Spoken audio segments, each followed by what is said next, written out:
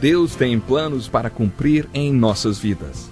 Essa é a mensagem de toda a Bíblia e é isso mesmo que estamos estudando aqui no Encontro com a Palavra, escrito pelo pastor Dick Woodward e narrado pelo pastor Edson Bruno. Fique atento a mais um programa que o Ministério Cooperativo Internacional leva a você. Com você agora, pastor Edson Bruno.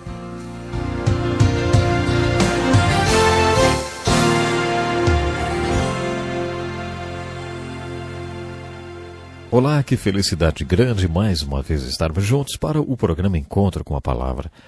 Gostaria que você pegasse sua Bíblia e abra sua Bíblia no livro de Josué.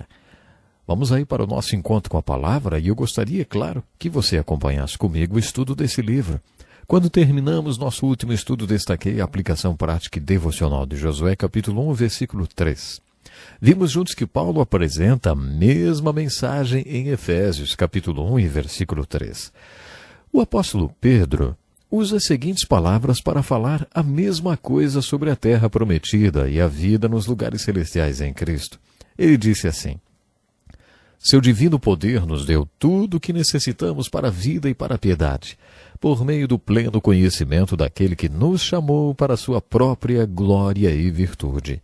Que versículo maravilhoso, hein? Que versículo especial!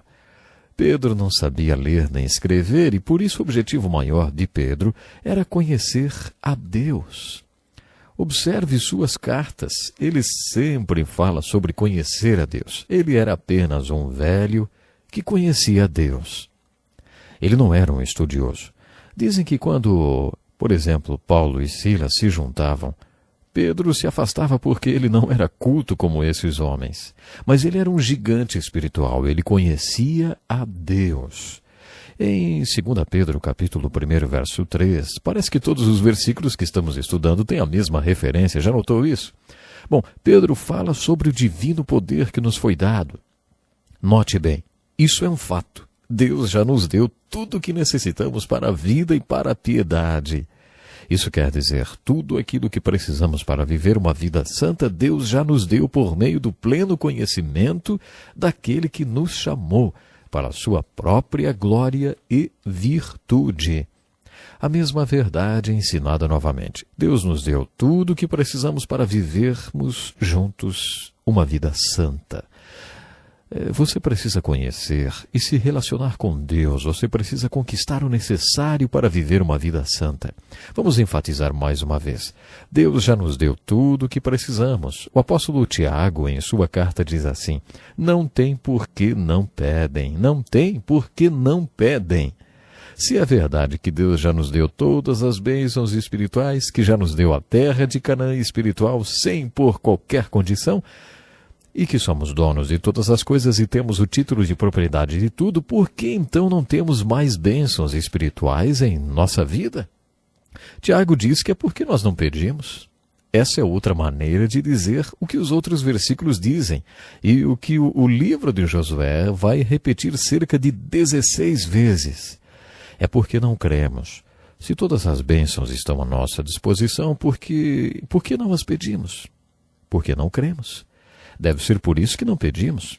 Uma vez ouvi a história de um pastor que foi para o céu. Quando ele chegou lá, São Pedro lhe deu as boas-vindas. Ei, pastor João, o senhor já chegou? Venha comigo para eu lhe mostrar um pouco do céu. Pedro, com brilho nos olhos, leva o pastor num tour pelo céu. Enquanto caminhavam, o pastor perguntou: para que são todas aquelas caixas compridas e estreitas daquele lado? Pedro respondeu: você se lembra quando sua igreja precisava desesperadamente de bancos? Nós já estávamos com tudo encaixotado, pronto para mandar os bancos, mas você nunca pediu. Aí eles ficaram aí. Depois de caminhar mais um pouco, passaram por uma enorme caixa. Então o pastor perguntou: e aquilo? O que é aquilo? Pedro falou: lembra quando você estava precisando de um piano? Nós já estávamos com ele encaixotado, no engradado, tudo prontinho para mandar. Mas você nunca pediu o piano? Ficou aí. E o tour continuou. Não temos porque não pedimos. Pedro diz que temos tudo. Por que então não tomamos posse do que é nosso? Aparentemente porque não compreendemos que há uma ponte ligando tudo que Deus nos deu à nossa capacidade de reivindicar, de apropriar-se, de implementar e de aplicar. Isso é uma razão porque Deus nos deu o livro de Josué. No livro de Josué encontramos 6 ilustrações sobre fé. Lá no livro de Gênesis, quando Deus quis que soubéssemos mais sobre fé, Ele nos deu 10 ou 12 capítulos que falam sobre Abraão. Deus considera esse assunto tão importante para nós que achou que deveríamos conhecer mais sobre Abraão.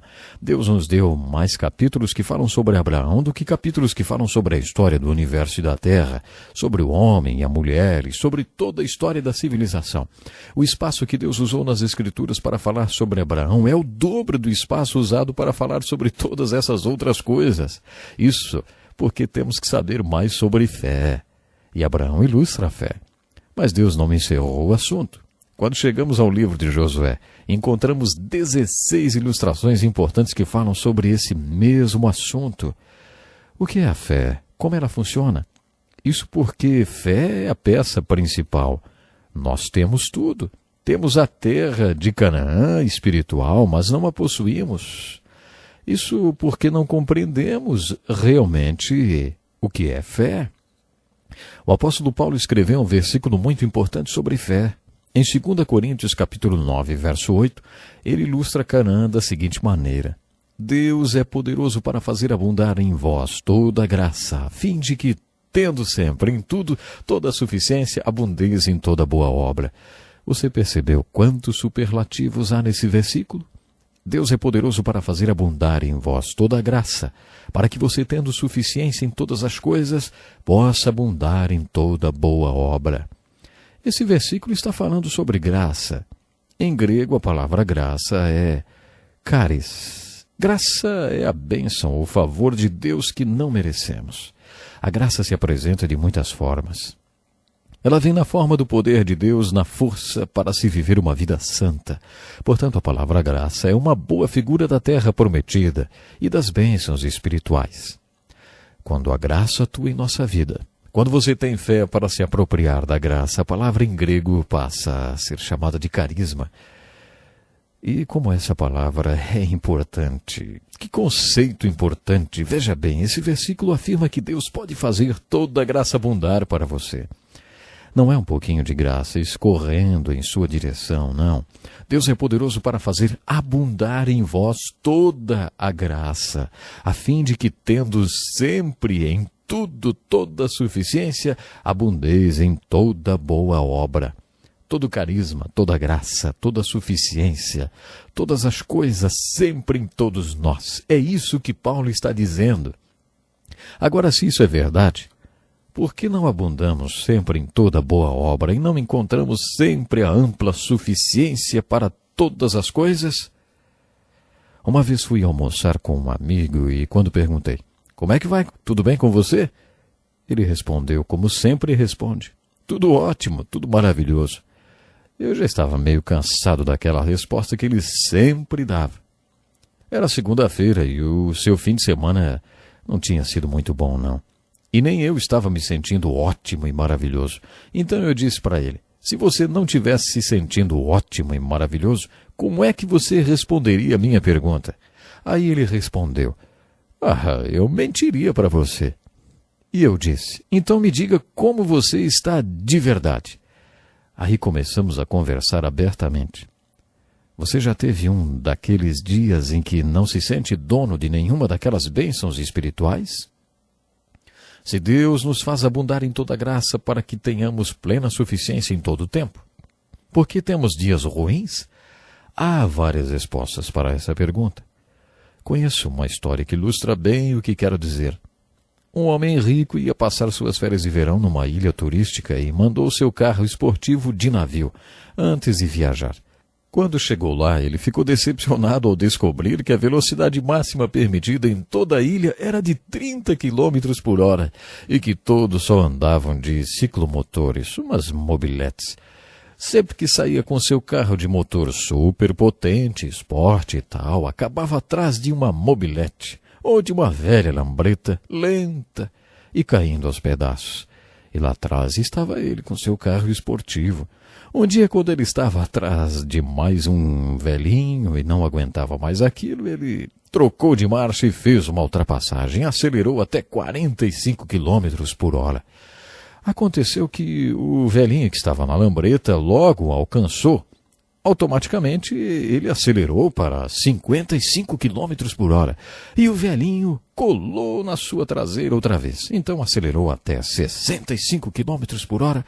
E outra vez o velhinho com a lambreta veio atrás dele. Quando ele percebeu o que estava acontecendo, parou no acostamento. O velhinho parou atrás. Ele saiu do carro e foi falar com o velhinho. Puxa vida, que tipo de motor que o senhor colocou na sua lambreta, hein? O velhinho falou, não é motor, não senhor. Foi o meu suspensório que ficou preso no seu para-choque. Pois bem, a razão pela qual muitos cristãos, quando tentam seguir a Cristo, são inconstantes é porque estão presos a alguém que tem um motor turbinado espiritualmente. Acho que essa é uma das respostas para aquela pergunta. Se Deus pode nos fazer abundar em toda graça, por que não temos mais força espiritual, então? Uma vez perguntei a uma freira o que ela achava do movimento carismático na Igreja Católica. Ela me disse que quando esse movimento começou, ela teve algumas dúvidas e foi conversar com seu bispo e perguntou a ele, Bispo, os carismáticos vão para o céu? O bispo respondeu, se eles não passarem direto. Quando pensamos em carisma, muitas coisas vêm à nossa mente. No livro de Josué existe uma terra que, em termos geográficos, são literais. Essa terra é a terra de Canaã. O povo de Deus teve que entrar nela, conquistar uma cidade de cada vez, derrotar uma nação por vez. Mas a aplicação devocional do livro de Josué, que é o que nos interessa, não tem a ver com uma terra geograficamente falando, tem a ver com o carisma. Tem a ver com graça. Você acredita que Deus pode fazer você superabundar em toda a graça? Não estamos falando do Billy Graham ou do seu pastor. Estamos falando de você. Você superabundar em graça para não, de vez em quando, mas sempre encontrar em Deus e na sua graça a suficiência para fazer aquilo para o que Ele o chamou. Não fraquejando, mas superabundando em tudo para viver o que Ele planejou para você. A terra de Canaã ilustra o propósito de salvação para o povo de Israel e sua libertação do Egito, que é a salvação. Canaã é a figura do propósito da salvação deles. Segundo o apóstolo Paulo, Deus nos salvou pela graça, mediante a fé. De acordo com Paulo, essa salvação não vem de nós mesmos, é um presente de Deus e precisamos viver esse presente, essa graça. Infelizmente eu tenho que parar por aqui, mas no próximo programa vou continuar a falar um pouco mais sobre os grandes ensinos do livro de Josué. Leia o livro de Josué, esteja na palavra, pois quando o povo de Deus entra na palavra, e a palavra de Deus entra no povo de Deus, coisas maravilhosas acontecem. Programe-se então para estarmos juntos aí outra vez no próximo Encontro com a Palavra. Até lá. Que lição importantíssima. Obrigado, pastor Edson Bruno. Prezado ouvinte, coloque em prática o que você ouviu aqui. Sem dúvida, sua vida será grandemente abençoada. Este é um estudo escrito pelo Dr. Dick Woodward, na voz do pastor Edson Bruno. Escreva-nos e solicite o material. Nosso endereço é Encontro com a Palavra, Caixa Postal 2011, CEP 89201-970, Joinville, Santa Catarina. Até o nosso próximo Encontro com a Palavra.